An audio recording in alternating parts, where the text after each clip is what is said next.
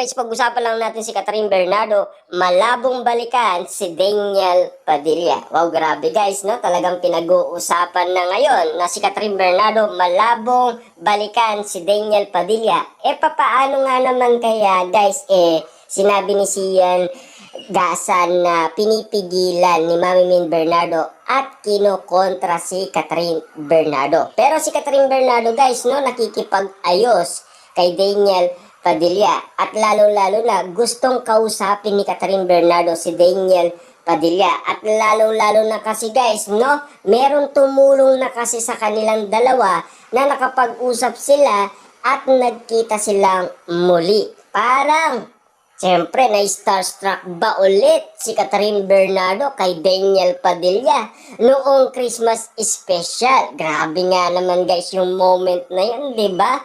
Nakita-kita naman natin guys na nakuha pa umanong nakipag-away ni Catherine Bernardo kay Mami Min Bernardo dahil pinaglalaban niya si Daniel. Ang sabi nga naman kasi guys ng balita, na-interview niya si Tita Lolit Solits at based sa kanya, matigas ulo ni Catherine at gagawin niya kung ano ang gusto niya at kapag inayaan na niya, ito hindi na niya babalikan pa. Pero matigasan talaga ang ulo ni Catherine Bernardo guys dahil binabalikan niya si Daniel Padilla. Dahil yan ang ulat sa atin ni Sian Gasa. Kita nyo naman guys, no? 28 years old na nga naman kasi si Catherine Bernardo at alam niya na ang tama at mali. At lalong-lalo na guys, no? Gustong kausapin ni Catherine Bernardo si Daniel Padilla pero pinagbabawalan ni Mami Min Bernardo si Catherine Bernardo. At lalong-lalo na guys, kinokontra umano ni Mami Min Bernardo si Catherine Bernardo. Kita nyo naman guys, galit nga naman kasi guys ang pamilyang Bernardo. Siyempre, kita nyo naman guys, no? Si Daniel Padilla hindi niya magawang uminto sa mismong bahay ni Catherine Bernardo dahil paikot-ikot lamang siya.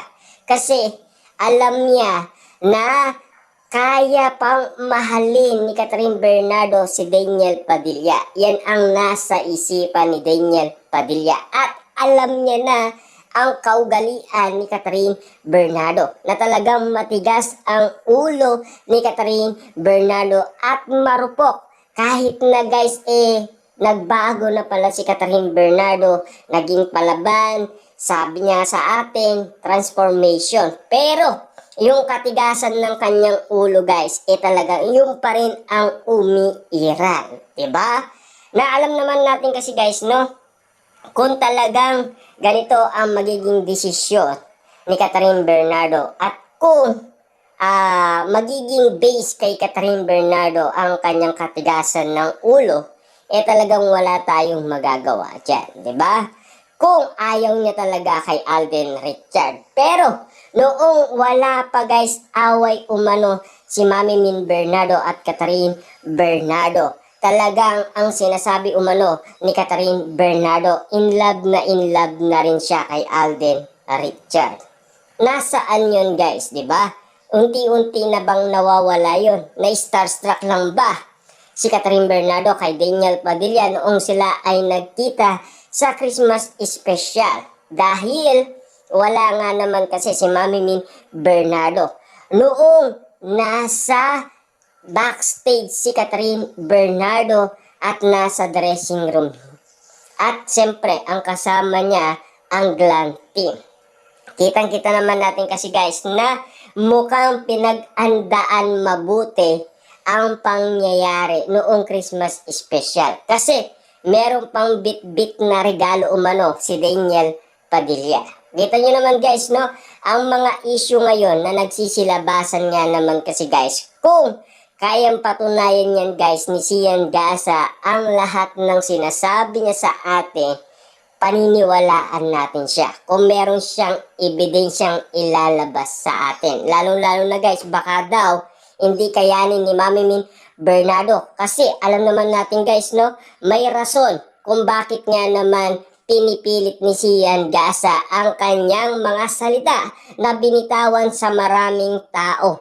At lalo-lalo na guys, marami na umano ang nakapanood ng video ni Sian Gasa na ang sinasabi niya 99.9% confirm nagkabalikan ang Katniel at nagkaayos ang Katniel. Pero malinaw sa lahat guys na nagkaayos lang sila. Yun din ang gusto ng karamihan na maging magkaibigan sila Daniel Padilla at Catherine Bernardo. Pero wag nang dadaan pa guys doon sa level up na makikipagbalikan si Catherine Bernardo. Dahil ang iniisip nga naman kasi guys ng mga netizens, kawawa si Catherine Bernardo kapag nakipagbalikan pa siya kay Daniel Padilla. At ganun din guys ang iniisip umano ng pamilyang Bernardo kung bakit pinagbabawalan at kung bakit kinokontrol ni Mami Min Bernardo. Yan guys ang hindi maintindihan ni Sian Gasa.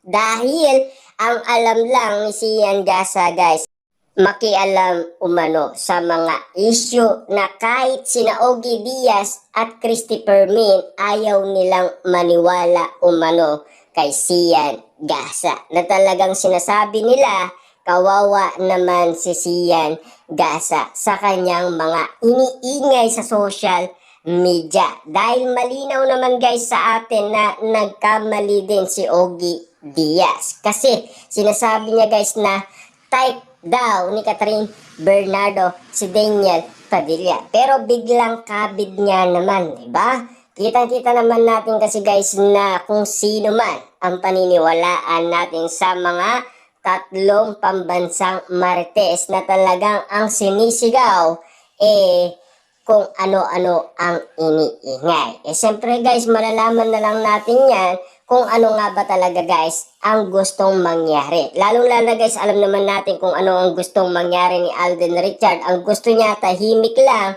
dahil tinatakasan nila ang press. Pero hindi nila kayang takasan guys kasi si Alden Richard ay umaamin umano. Kitang-kita naman natin guys, no? 2 beses siyang nagsalita. At lalong-lalo na, siyempre, alam naman natin guys, no? Tinanong na yan ni Boy Abunda at confirm na confirm. Ang laman ng kanyang puso ay si Catherine Bernardo at laman ng kanyang isipan ay si Catherine Bernardo. Malinaw na yan guys, no? Hindi na makakalimutan niya ni Alden Richard ang bawat nangyari. Lalong-lalo na guys, yung luto ni Catherine Bernardo na sinigang.